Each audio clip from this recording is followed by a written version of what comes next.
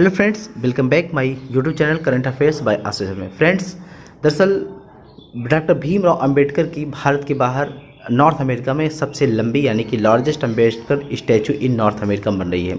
इसका अनावरण किया जाएगा 14 अक्टूबर को। इसका अनावरण किया जाए। आइए हम इसको विस्तार से समझते हैं। देखिए, ये लार्जेस्ट स्टैचू है, वो भी डॉक्टर भीमराव अंबेडकर की। कहाँ पे बन रहा है? ये नॉर्थ अमेरिका में बन रहा है, मैरीलैंड में बन रहा है। मैरीलैंड के एक शहर है, एकोकेक शहर में है। और इसका जो अनावरण किया जाएगा 14 अक्टूबर को इसका अनावरण किया जाएगा। और यह स्टैचू 19 फुट की है, 19 फुट की स्टैचू है।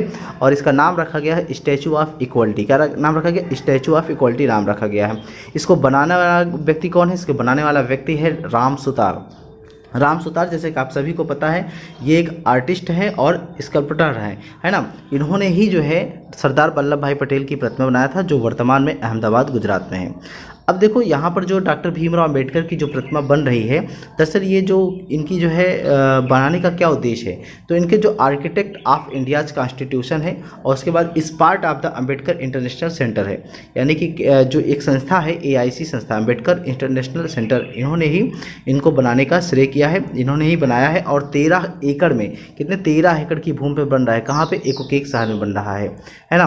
उसके बाद यहाँ पर this is the largest statue of Baba Saheb outside India and has been installed as a part of the Ambedkar Memorial being constructed at the center. Okay, तो यहाँ पर देखा जाएगा कि बहुत सारे लोग क्या होंगे? बहुत सारे लोग इकट्ठा होंगे। वो कौन से लोग? जो अंबेडकरवादी मूवमेंट है या फिर जो उनके फॉलोअर्स हैं, वहाँ पे उस समय लोग इकट्ठा होंगे। कब? जब इसका अनावरण किया जाएगा। इसका अनावरण 14 अक्टूबर को किया जाएगा। ओके, यहाँ पे अकॉर्डिंग टू द AIC, यानी कि अंबेडकर AIC का मतलब है यहाँ पर अंबेडकर इंटरनेशनल सेंटर, है ना।